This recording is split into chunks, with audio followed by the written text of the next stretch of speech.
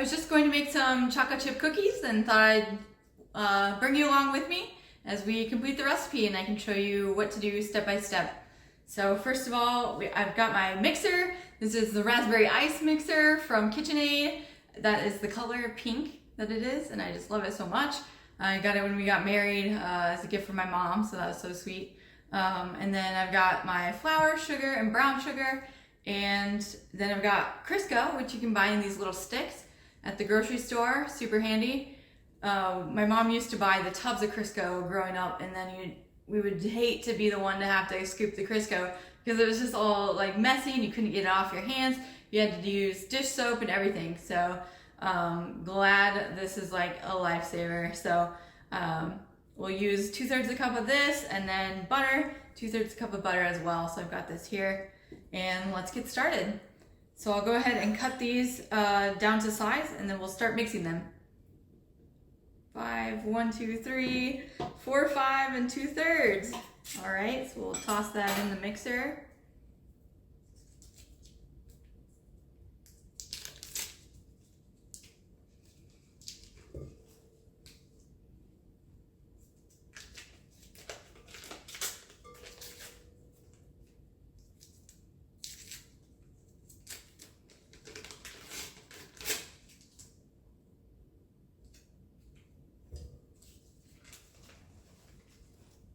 And then 2/3 of the Crisco as well. So we'll just go ahead and cut that with our knife, and we can set the rest aside for now. And I'll go ahead and dump that in the bowl as well. Try not to get it on my hands, ew. All right, ta-da. Okay, so now we'll just mix this together. And the next step is to get 1 cup of sugar and 1 cup of brown sugar packed. So now I'll prepare these other ingredients. All these two mixed together. So here I have my sugar, and I just spoon it in to the cup.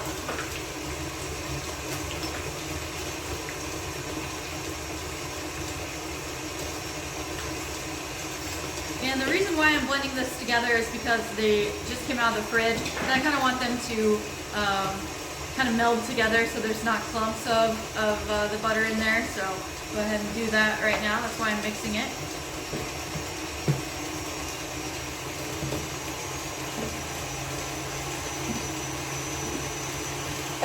This is my new sweater, sequin sweater that I got from Express.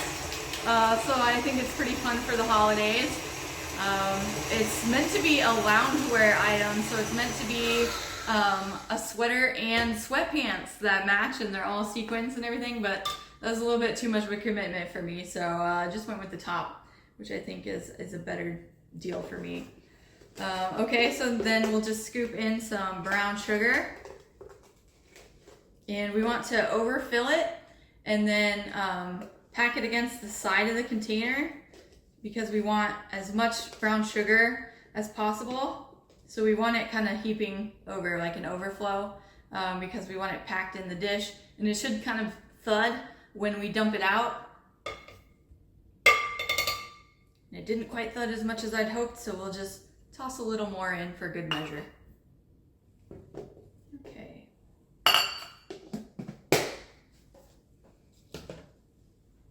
So we will mix this together, and then I'll go ahead and get the 2 eggs from the fridge.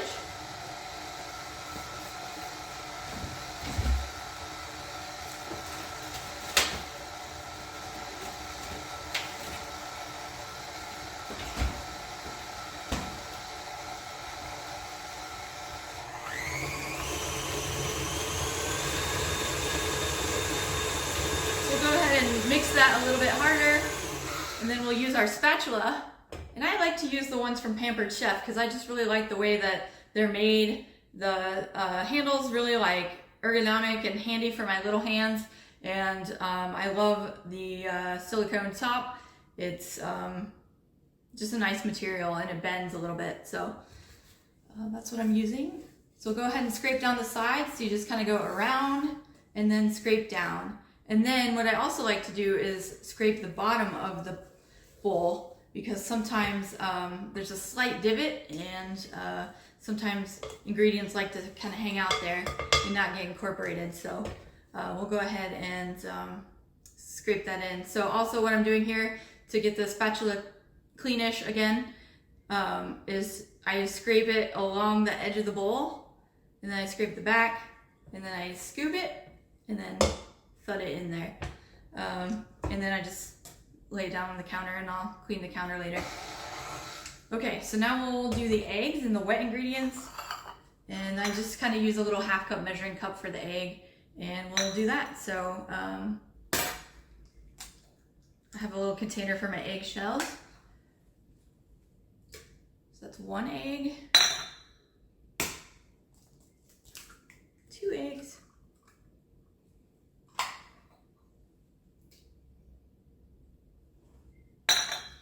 okay, then we'll mix that in there. And while that's mixing, we'll go ahead and get the vanilla.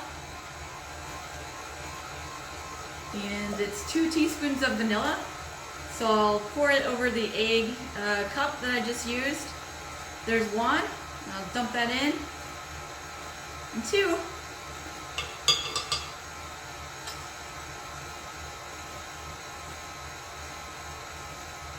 Okay. Next we have the flour. So we'll need to measure out 3 cups of flour.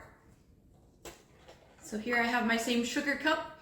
So we'll go ahead and reuse that so we don't have to get another one dirty.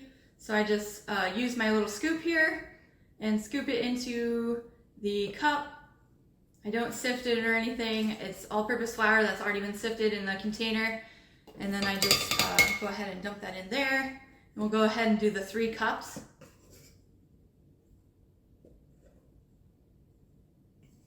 Okay, this is number what?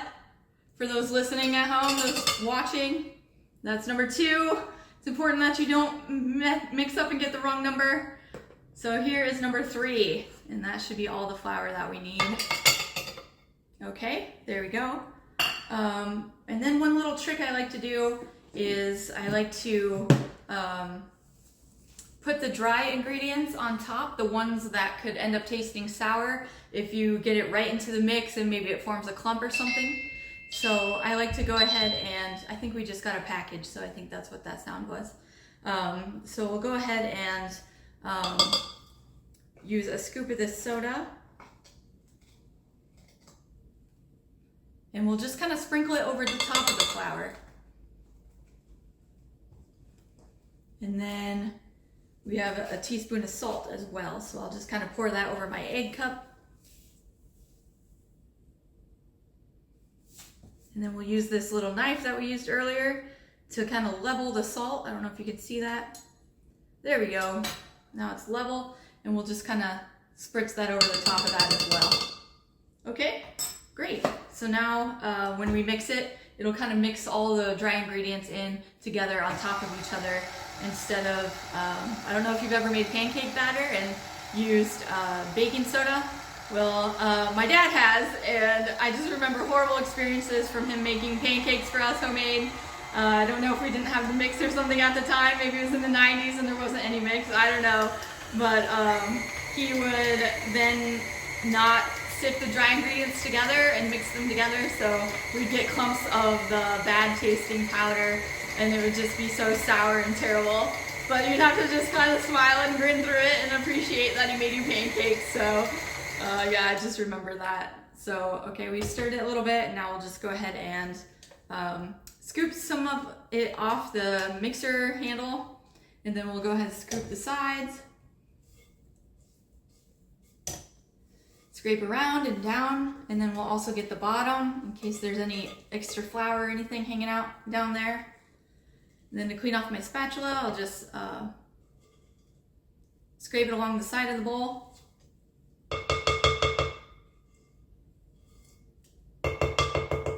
Okay. And then the next thing I need is my chocolate chips. Okay, and this is a versatile dough. You can really add whatever toppings you want. I've added M&Ms before. When I add M&Ms, I usually just do 1 cup of the M&Ms and 1 cup of chocolate chips. And I like to use the Ghirardelli ones.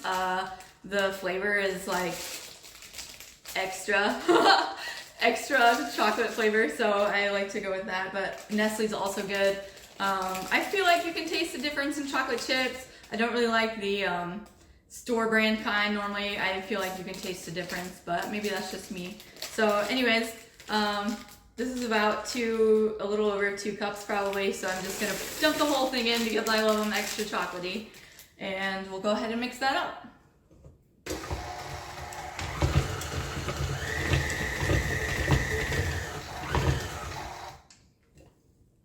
And then we'll go ahead and scrape down the sides, make sure we get it all mixed together.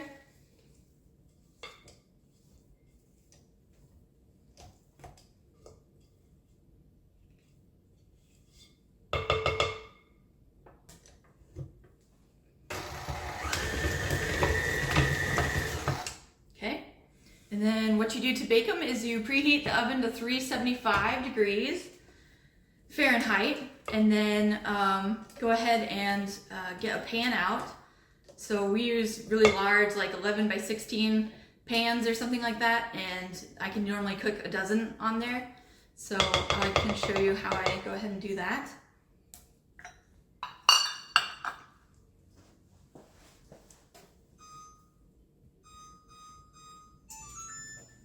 So I've just set the oven, and now I'm getting a pan. Okay, here's our pan. So I go ahead and spray it with some non-stick spray. Grab that here.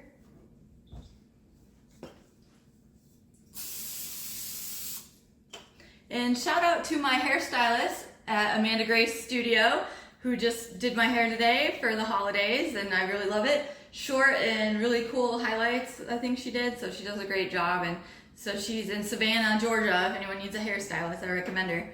And now we'll go ahead and use a cookie scoop. So this is also from Pampered Chef, but also like Walmart or other places have it as well. But it's literally just a cookie scoop, or what used to be like an ice cream scoop, but it's kind of got like the perfect cookie size shape at the top. So we'll just go ahead, and I literally just scoop it like cookie dough. And then we'll just place it on our pan, 3 to a row in 4 rows. And I don't worry about trying to make it in a ball shape or anything. It kind of spreads out when it cooks a little bit, and it'll be a circle. And I just kind of scrape it along the edge to get it skimmed off on the top, so one side is flat.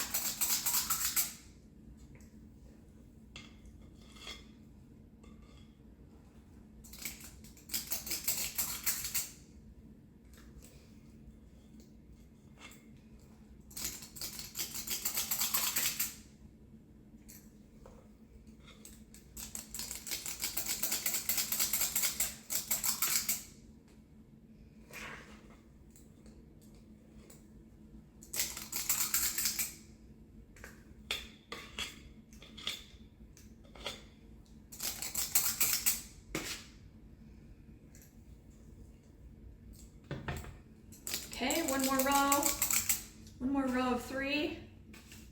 We'll just make sure that we leave probably an inch and a half between all of them for them to be able to spread out a little bit so they don't touch. And the last one here, trying to shove them over a smidge.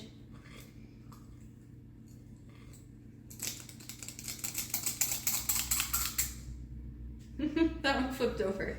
There we go. All right. And so we have the tray of cookies. Oh, it looks so cute.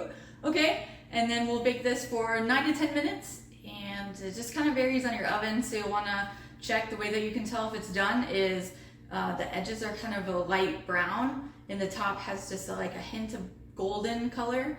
That's when they're done. If you like them more crispy, obviously cook them a little bit longer. Softer, I would probably stick to around when it's getting golden. I think that's still pretty soft, so, but it's up to you. But I hope you enjoyed learning how I make chocolate chip cookies, and they're definitely a family favorite, and I hope that you enjoy making them as well and learned a thing or two. All right, see you guys.